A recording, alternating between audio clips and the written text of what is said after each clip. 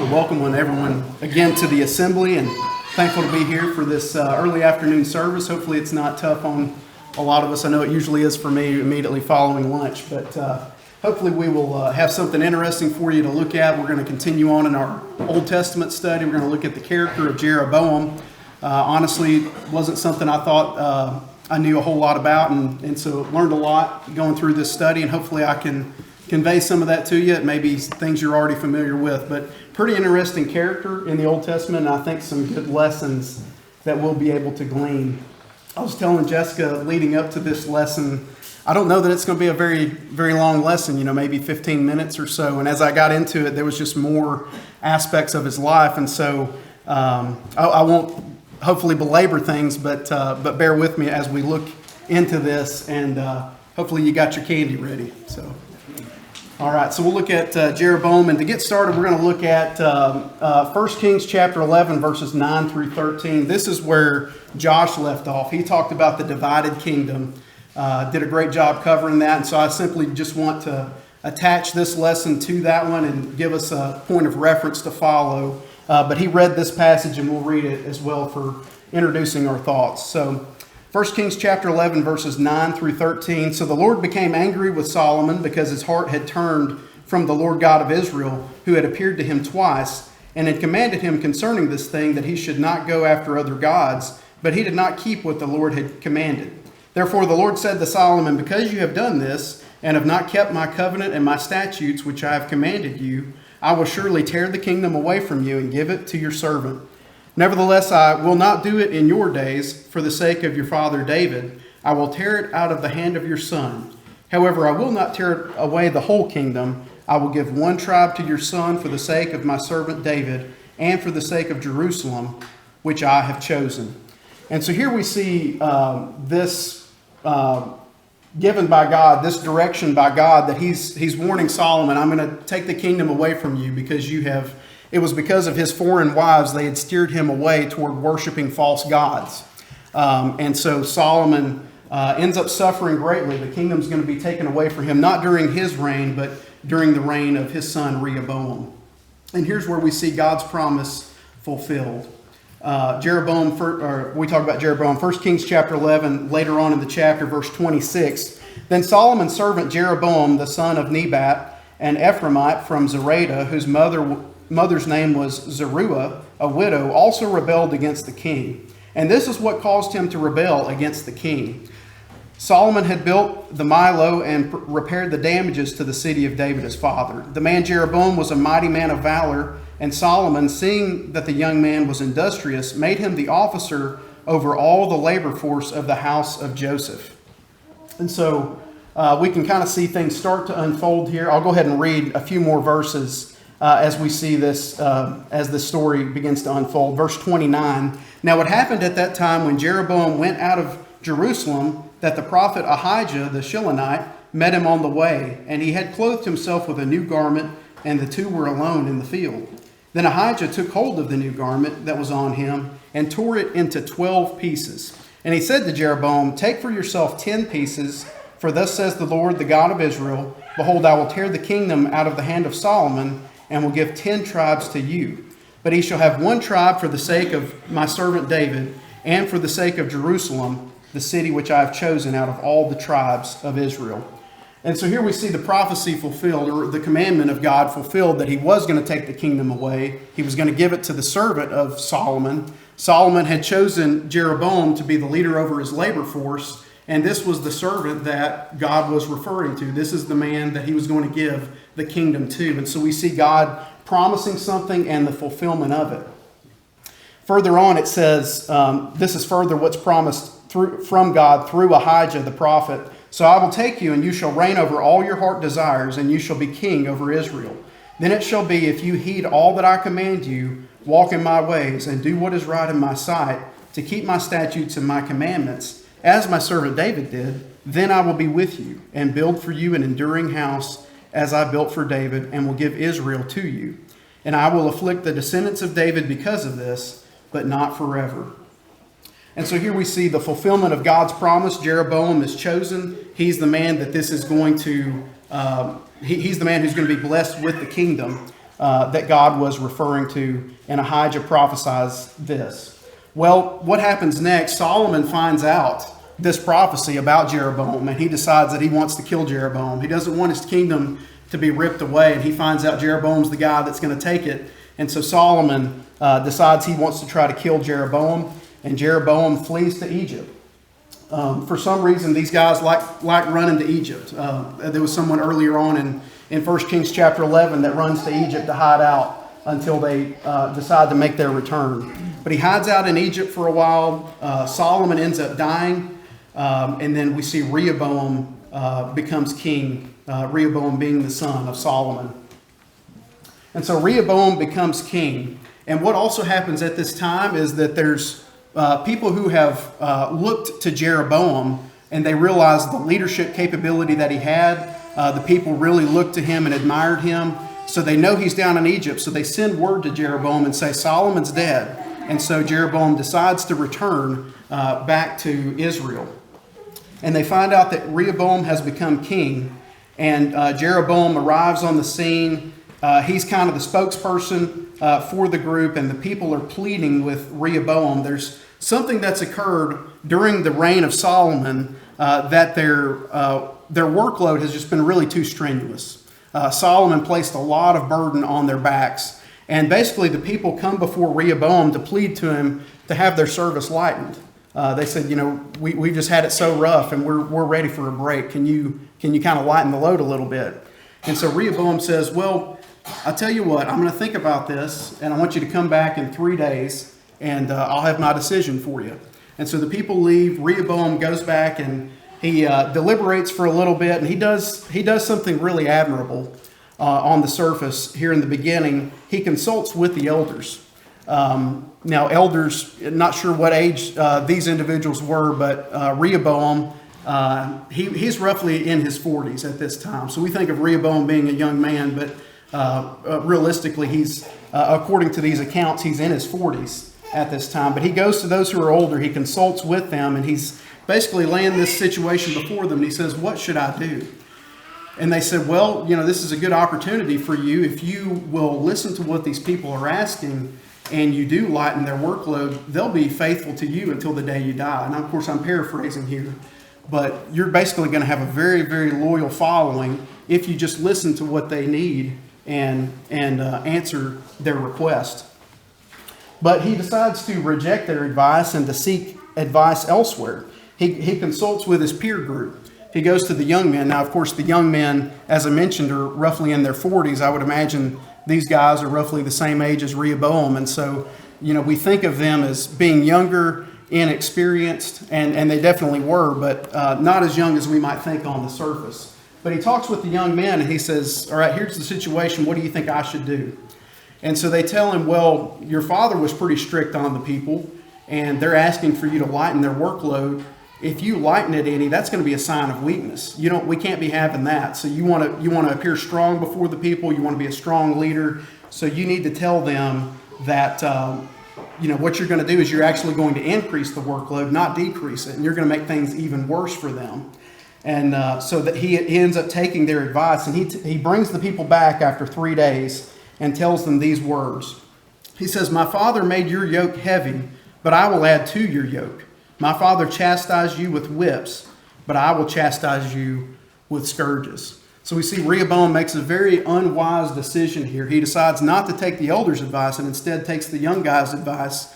And we see in so doing, he's planning to make things even worse for the people than they already are. And in 1 Kings chapter 12, verse 15, we see the prophecy fulfilled. So the king did not listen to the people, for the turn of events was from the Lord, that he might fulfill his word, which the Lord had spoken by Ahijah the Shilonite to Jeroboam the son of Nebat. And so here we see that the kingdom is going to be taken away from Solomon's line, Rehoboam, and it's going to be given to Jeroboam. And what happens here is the people rebel against what Rehoboam is telling them. He's telling them he's going to make it a lot more harsh for them, exactly the wrong thing that they want to hear. And in 1 Kings 12 and 16, they say, what share have we in David? We have no inheritance in the son of Jesse. To your tents, O Israel, now see to your own house, O David. they're basically telling Rehoboam, well, this is for the birds. You know, we don't want any part of this. You're telling us it's going to be even worse than what we've already got. You can have the kingdom. Feel free ruling it yourself, because we're not going to be following you. And so the people rebel against him. And we see Rehoboam has a knee-jerk reaction of sending someone to try to calm down this rebellion among the people. But he could not have picked a worse person to send. He sends Adoniram, who is the leader of the workforce. He's the guy making the decisions and implementing these changes for the people and what their work's going to be. And the people don't take too kindly to it, as evidenced by their reaction. They end up stoning him to death, sending a very clear message to Rehoboam that if this is the way you're planning on running this kingdom, we're not going to have it. And so they end up stoning Adoniram to death. Rehoboam is scared to death, and he flees to Jerusalem.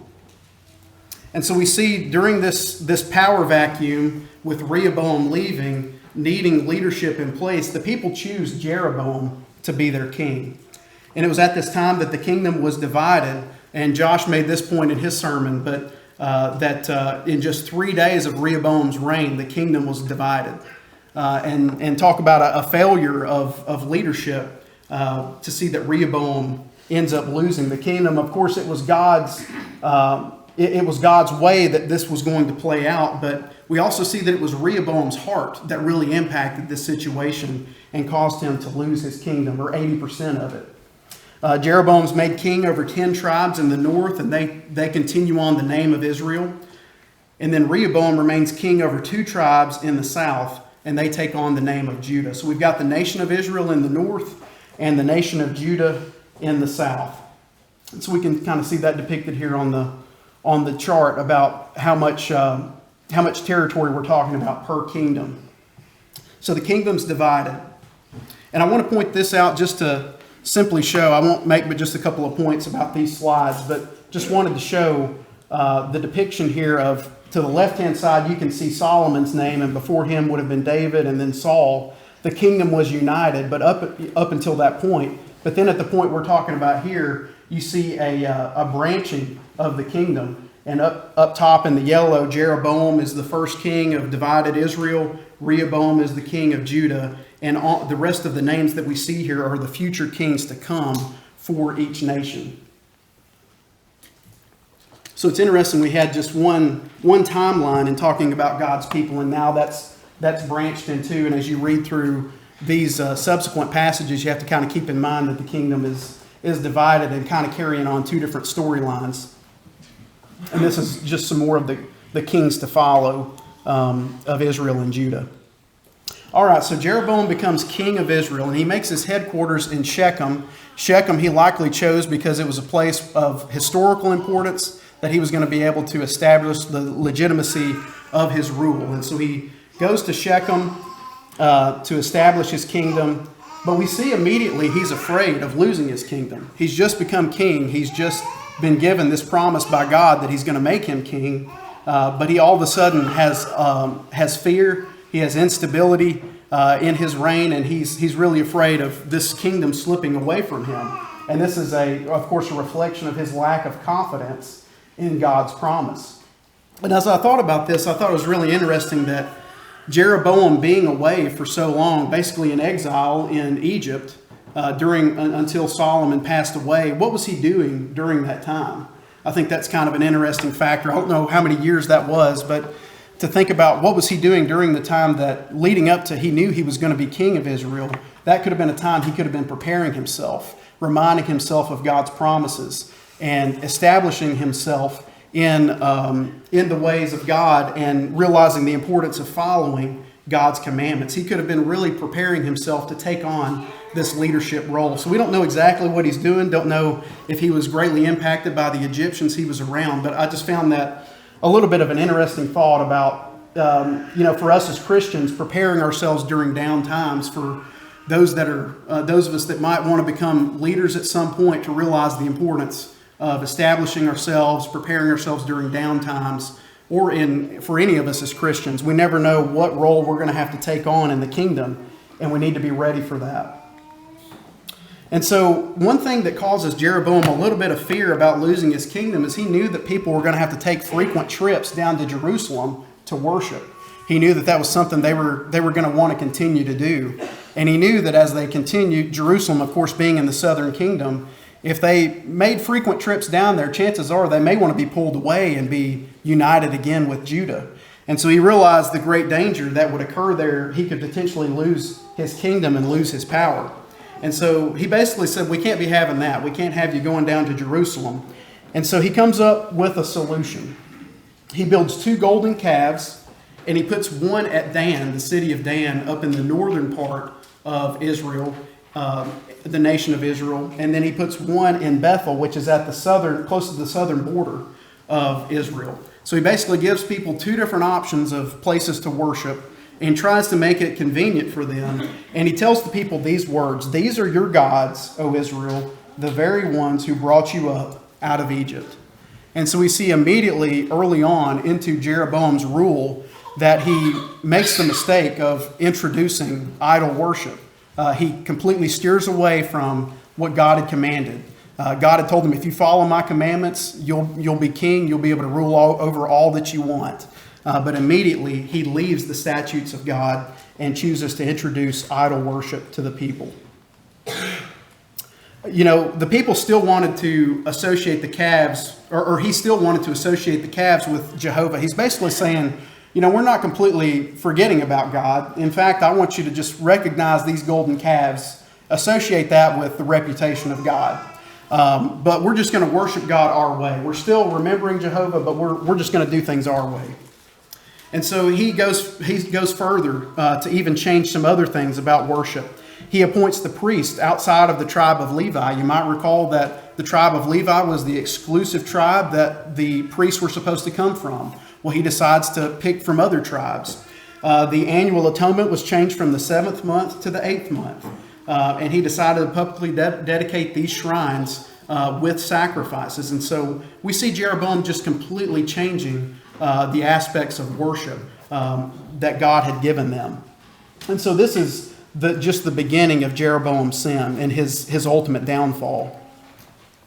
And so as he's dedicating, he dedicated both shrines, the one at Dan in the northern territory, but at the dedication at the one in Bethel at the close to the southern border, something interesting happens. There's a man who steps up from beyond the crowd and talks directly to this altar. And he says, "O altar, altar, thus says the Lord, behold, a child, Josiah by name, shall be born to the house of David, and on you he shall sacrifice the priests of the high places who burn incense on you, and men's bones shall be burned on you." And he gave a sign the same day, saying, "This is the sign which the Lord has spoken.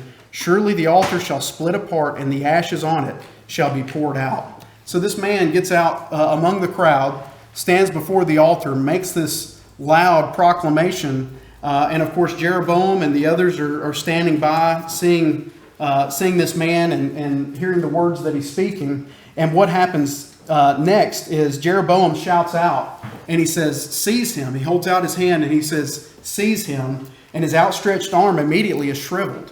And of course, at this point, Jeroboam is just terrified. His arm is just shriveled to nothing as he's trying to point out the man to be taken. And what happens after that also is the altar splits and the ashes fall out.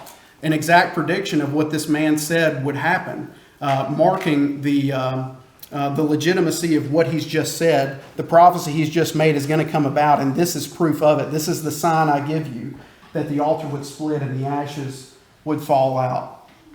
And so we think about just how Jeroboam's feeling right now. He's terrified. And he begs this man of God. He says, "Ask the Lord your God for me and pray for my hand to be returned." He's begging this man. Everything that happened to the altar, I'm sure, is probably just an afterthought, but he's just immediately thinking, fix my situation quick, undo what's been done. And the man prays, and Jeroboam's hand was restored. And so Jeroboam is just overjoyed at this point. There's no amount of courtesy that he can show this man that's great enough. And he says, "Come home, eat with me, and I will give you a gift." And so the man declines Jeroboam's invitation because we come to find out that God had commanded this man of God to not eat anything, to not drink anything, to not stop in anywhere. Immediately after you deliver this message, you need to leave and go back a different way than what you came. And so the man has to decline Jeroboam's invitation to go to his house and to eat a meal with him. Then we see a really interesting side story to this. I thought this was a little bit unusual, and maybe you'll come to the same conclusion I did about why this story is included. But there's an interesting story after this where this man leaves from Jeroboam's presence, and he heads back a different way. And there's another prophet. There's an old prophet at Bethel. It's called the Old Prophet of Bethel. And this man's sons find out what's happened in Bethel, and they come to him and they say, Dad, something really weird has just happened in the city of Bethel. You won't believe it, but this guy came before the altar. He made this prophecy. The king's hand shriveled up. It was really weird. But it got everybody's attention for sure. And so they deliver the news to him, and the guy said, well, which way did he go? And so they point in the direction the prophet went. And so the old man tracks him down. He finds him under an oak tree, and he talks with the man, and he encourages him, I want you to come home with me and have a meal.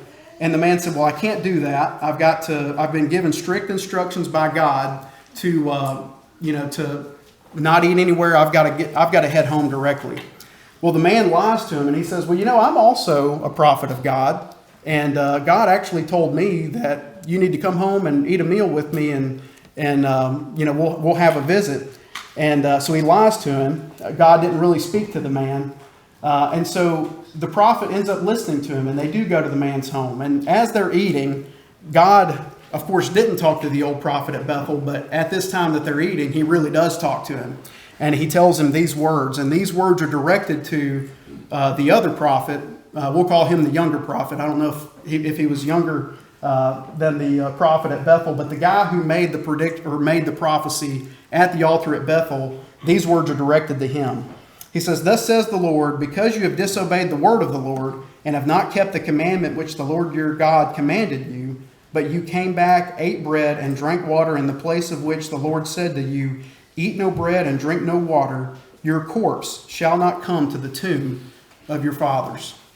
And so this younger prophet, as he's hearing these words from the older prophet, you can only imagine the reaction that he may have had. I imagine he probably just pushed his plate away, probably got pale as a ghost, and ended up, heading out on his way. And something dramatic happens. As this younger prophet is heading out, he's riding on his donkey, just heading back home, and a lion comes out and kills the man. He kills the prophet. He doesn't harm the donkey, but he kills the man, and he immediately sits next to the corpse of this prophet that had made this prophecy at Bethel before the altar. That's the same one that has got killed by this lion. And this lion is just sitting there next to the corpse. All the people passing by would see this as an unusual sight. And of course, the natural reaction is, hey, this is the big news of the day. And they go back to Bethel and they tell this news to everyone there. Well, the old prophet at Bethel, his sons gather that news. They're really good at gathering news, it seems like. And they bring it back to their father and they tell him what's happened to this guy. And the old prophet, he goes back, collects the body, and he buries it. And he gives instructions that when he dies, when the old prophet dies, he says, I want you to bury me next to this guy because he ultimately made a prophecy, and that prophecy is going to come about. And so a really unusual side story in this story of Jeroboam, but I wanted to include it because I think there's a couple of really interesting points we can make on it. The first one that kind of comes to my mind is that, even though this was a man of God, he had made this prediction, he had great boldness in following God's commands. Nobody, no matter what position you reach or what level of spiritual maturity you may attain, none of us is beyond falling. And I think that's an important point that we gain from this man's life. It reminds me of the New Testament passage that a man should, he that thinks that he stands, take heed lest he fall. And, this prophet, he should have double-checked. If he was lied to by this old prophet, he should have double-checked with God. Is this really the truth? We always need to stand upon it, thus saith the Lord, anytime we're challenged on a particular topic. And then also the other point that I think this is really, I don't know why this story was included, but I would like to think that maybe this was a message that Jeroboam would receive as well. When he heard this story about this old prophet, you would hope that it would resonate with him and that he would call to memory what this man had predicted would come to pass. And so as we reflect on this story, we'll return now back to the story of Jeroboam. As this man has made this prediction to Jeroboam, his arm had shriveled and Jeroboam's arm was restored. This story of the prophet being killed because he didn't obey God's commands. He didn't follow them exactly as God had commanded him. He's punished for that. And you would hope that Jeroboam would gather that there's consequences that follow disobedience. But we see that Jeroboam, for whatever reason, doesn't listen to that. And he continues in this idolatrous worship that he's instituted in the nation of Israel. And ultimately, this sin led to his own downfall and the downfall of his house. Further on, we read about Jeroboam's own son, Abijah, who gets gravely ill. So much so that Jeroboam and his wife are very concerned. And Jeroboam remembers the prophet Ahijah. Remember, Ahijah was the prophet in the beginning that had predicted Jeroboam would take the kingdom. And so maybe Jeroboam's thinking, well, he's been friendly to me in the past. He's given me some good predictions. I'm going to go back to him. And so he sends his wife and he tells her to disguise herself, go to Ahijah and bring some food and find out what the fate of our son is going to be. And so Jeroboam's wife goes before Ahijah, and Ahijah is already warned by God, hey, Jeroboam's wife is coming. She's disguised herself. And this is the reason why. And so he receives from God the revelation of what's going to happen to Jeroboam and to the nation of Israel. And as Jeroboam's wife comes to visit Ahijah, he says, I wish I had better news for you, but you're not going to like to hear this. And this, of course, these words are directed to Jeroboam. But he says, you've basically done more evil than all who have come before you. You've not ruled Israel well. You've not followed my commands. And in fact, every male would be cut off, both slave and free. Basically, the world was going to be wiped clean of the family of Jeroboam. He says, I will burn up the house of Jeroboam as one burns up dung until it is gone. Dogs will eat those who die in the city, and vultures will eat those who die in the country. So we see the fate that's going to befall the house of Jeroboam. And when we look at Ahijah's prophecies, there's a couple here. He tells Jeroboam's wife, he says, arise therefore, go to your house. When your feet enter the city, the child shall die. And then as far as another prophecy that he makes over Israel, moreover, the Lord will raise up for himself a king over Israel who shall cut off the house of Jeroboam. This is the day, what even now? For the Lord will strike Israel as a reed is shaken in the water. He will uproot Israel from this good land, which he gave to their fathers, and will scatter them beyond the river, because they have made their wooden images, provoking the Lord to anger. And he will give Israel up because of the sins of Jeroboam, who sinned and made Israel sin. So a very, very bold prophecy that's made by Ahijah. And what Ahijah is seeing is he's taking a glimpse into the future. We're kind of fast forwarding a little bit. I don't know who's going to be covering this topic, but just wanted to give a brief one slide about what's about to befall the northern kingdom and the southern kingdom. But the kingdom was, what we're talking about here, the kingdom was divided around 931 BC. These kingdoms lasted roughly 200 years. And it was around 723 BC that the northern kingdom of Israel was going to be taken into captivity by the Assyrians. And then the kingdom of Judah continued along for another 130 years or so until they too were eventually carried into captivity in 586 BC by the Babylonian Empire. And so we see the fate that's going to befall both branches of the storyline here of the northern kingdom and the southern kingdom. And so, and also one thing I had mentioned at the top there, that they predicted that Abijah, the son of Jeroboam, was going to die. And as soon as his wife gets word from the prophet of all of these events, as soon as she comes back to Jeroboam and she crosses over the threshold of their house, their son dies immediately.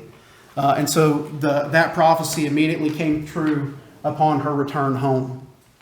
So it's really sad to see the state of Jeroboam's house at this time. We see another Abijah arrive on the scene. It gets a little bit confusing as you're reading through it, but you've got Abijah, the son of Jeroboam, that died as predicted by Ahijah, the prophet, and then you've got another Abijah who is the son of Rehoboam.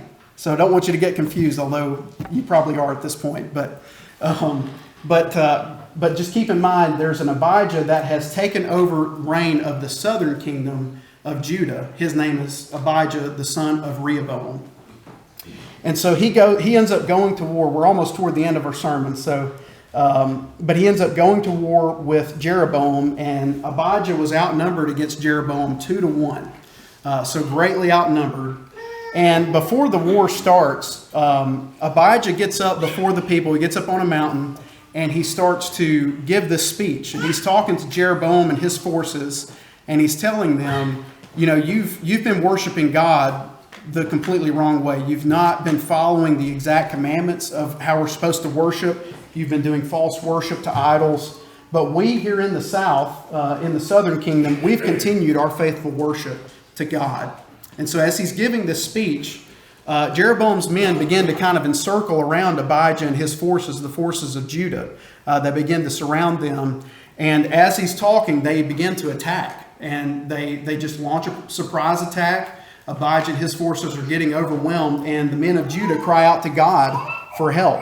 And we see the outcome of the battle is that Abijah's forces were victorious due to their faithfulness to God. They trusted in God. They knew he would bring the victory. Even though they were outnumbered 2-1, they knew they would be victorious.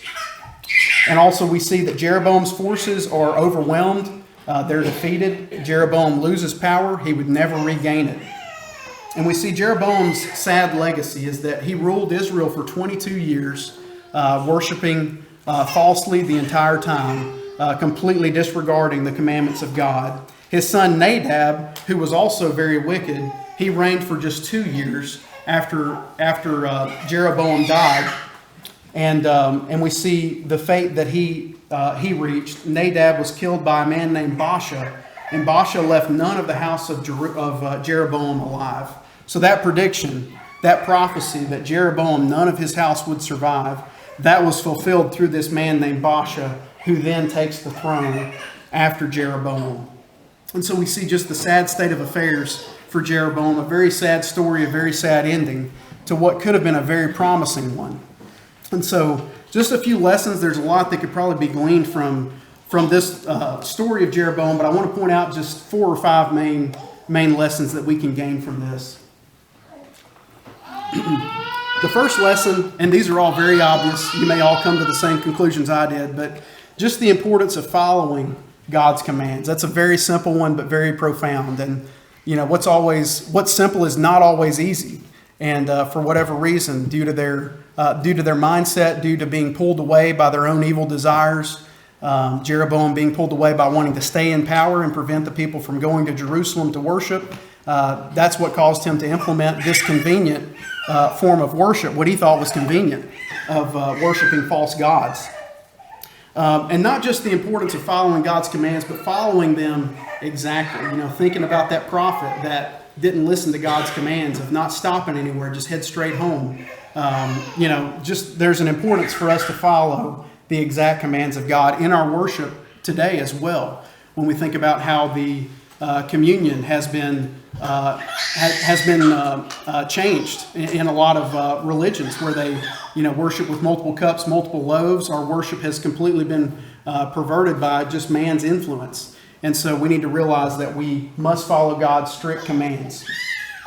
Also, obviously, is that there's consequences for disobedience. And we are not going to be immune to that.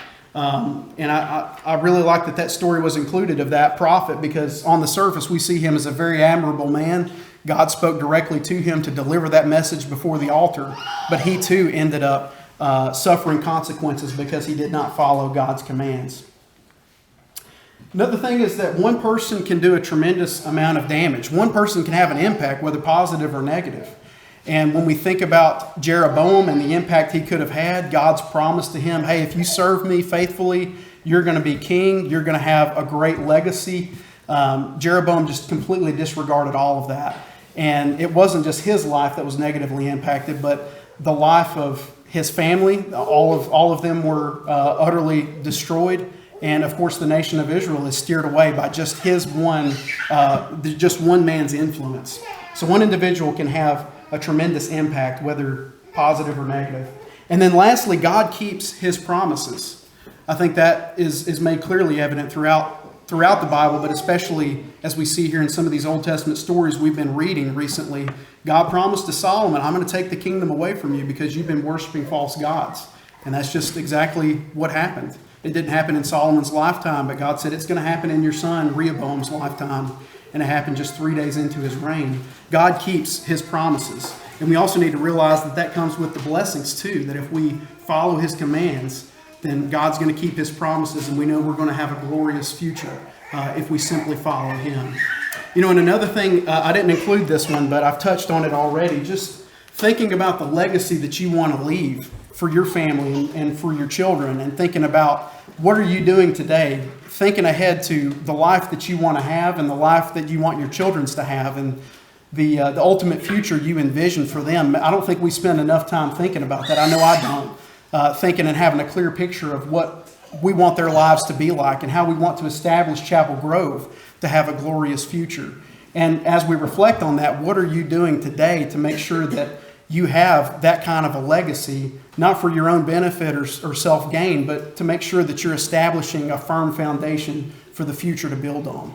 So I'll leave that with you. I hope it's been beneficial to you. Some incredible lessons from a man that certainly is not one of the most favorable individuals in the Old Testament, but certainly some very important lessons to gain from his life.